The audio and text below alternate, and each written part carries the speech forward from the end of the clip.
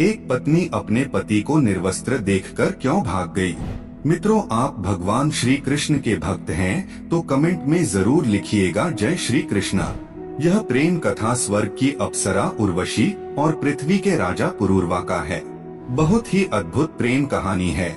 यह प्रेम कहानी हिंदू धर्म शास्त्रों में वर्णित है। इस कहानी में महाभारत के अर्जुन भी शामिल है। अर्जुन को क्यों मिला श्राप किन्नर बनने का?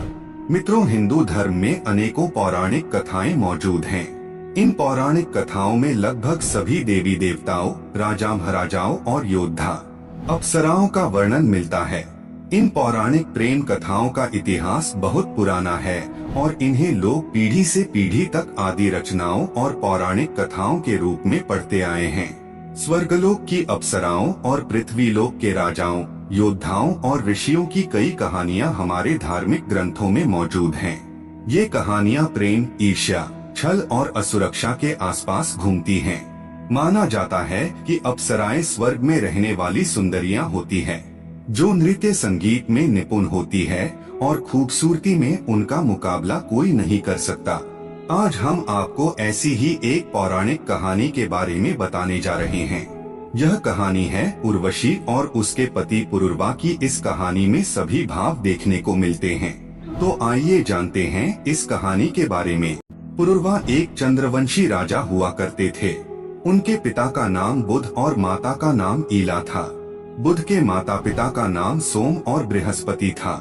पुरूरवा अपने समय के महान योद्धा थे।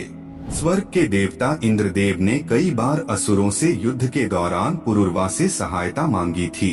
उर्वशी इंद्रदेव के दरबार की एक खूबसूरत अप्सरा हुआ करती थी। एक दिन उर्वशी धरती की यात्रा पर थी। धरती के वातावरण से उर्वशी मोहित हो गई। अपनी सखियों के साथ वह धरती पर कुछ समय व्यतीत करने के रुक गई। इस दौरान उर्वशी को स्वर्गलोक से ज्यादा पृथ्वी का जीवन भाने लगा। पृथ्वियों की भावनाओं से भरी जिंदगी उसे अच्छी लगने लगी। लेकिन कुछ दिनों के बाद ही उर्वशी को वापस स्वर्गलोक भी लौटना था। धरती पर समय व्यतीत करने के बाद बाकी अप्सराओं के साथ वापस लौटने के दौरान एक राक्षस ने उसका अपहरण कर लिया। अपहरण करते वक्त पुरूरवा की नजर उस राक्षस पर पड़ी। उसने रथ से राक्षस का पीछा किया और उर्वशी को राक्षस से बचाया। यह पहली बार था जब किसी मानव ने उर्वशी को स्पर्श किया था। उर्वशी पुरूरवा की तरफ आकर्षित हो गई और पुरूरवा भी स्वर्ग की अप्सरा को अपना दिल दे बैठा। लेकिन उर्वशी को पुनः स्वर्ग लौटना ही था। दोनों ने भरे मन से एक दूसरे को विदाई दी। जुदा होने के बाद दोनों के ही मन से एक दूसरे का ख्याल निकल ही नहीं रहा था। दोनों को अब जुदाई बर्दाश्त नहीं हो रही थी। दोनों का प्यार एक नाटक के दौरान चरम सीमा पर पहुंच गया। दरअसल उर्वशी ने एक नाटक में भाग लिया। इस नाटक में वह मां लक्ष्मी का किरदार निभा रही थी। किरदार निभाते हुए उर्वशी ने अपनी प्रियतम के तौर पर भगवान विष्णु का नाम लेने की बजाय पुरूरवा का नाम ले लिया। यह देखकर नाटक को निर्देशित कर रहे भारत मुनि को गुस्सा आ गया। उन्होंने उर्वशी को श्राप देते हुए कहा कि एक मानव की तरफ आकर्षित होने के कारण उन्हें पृथ्वी लोक पर ही रहना पड़ेगा और मानवों की तरह संतान भी पैदा करने होंगे। इस श्राप से उर्वशी को जरा भी दुख नहीं हुआ, क्योंकि उर्वशी को पुरूरवा के पास जाने का एक रास्ता मिल गया। पुरूरवा और उर्वशी एक दूसरे की यादों में खोए रहने लगे। एक बार फिर उर्वशी पृथ्वी लोक आ पहुंची। दोनों एक दूसरे से मिले और अपने प्यार का इजहार किया। दोनों बहुत खुश हुए। दोनों ने साथ रहने का फैसला किया। लेकिन उर्वशी की कुछ अजीब शर्तें थीं। उर्वशी ने कहा कि पुरूरवा को उर्वशी की 2 हिरण की हमेशा सुरक्षा करनी होगी। दूसरी शर्त यह था कि वह हमेशा घी का ही सेवन करेगी। तीसरी यह कि केवल शारीरिक संबंध बनाते वक्त ही दोनों एक दूसरे को निर्वस्त्र देख सकते हैं। पुरूरवा खुशी खुशी उर्वशी की सारी शर्तें मंजूर कर लिया। फिर पुरूरवस का विवाह उर्वशी से हुआ और वे दोनों आनंद पूर्वक साथ रहने लगे। लेकिन उनके जीवन में दुखद मोड़ आना बाकी था। स्वर्गलोक के देवताओं को पुरूरवा और उर्वशी का यह साथ पसंद नहीं आ रहा था। उन्हें उनके प्रेम से ईर्ष्या हो रही थी। उर्वशी के जाते ही स्वर्ग की रौनक भी चली गई थी। इसलिए स्वर्ग के देवताओं ने दोनों को अलग करने की योजना बनाई। एक रात उर्वशी की हिरण को गांधर्वों ने चुरा लिया। हिरण की आवाज सुनने पर उर्वशी ने पुरुरवा से उन्हें बचाने का आग्रह किया। उस समय पुरुरवा प्रेम मगन में लीन था। उस समय पुरुरवा निर्वस्त्र थे। वह जल्दी जल्दी में निर्वस्त्र ही हिरण को बचाने के लिए निकल पड़े। इसी दौरान देवताओं ने स्वर्ग से बहुत ही तेज बिजली चमकाकर उजाला कर दिया और दोनों ने एक दूसरे को निर्वस्त्र देख लिया। इस शर्त के टूटते ही उर्वशी स्वर्गलोक के लिए रवाना हो गई। दोनों बेहद ही दुखी थे।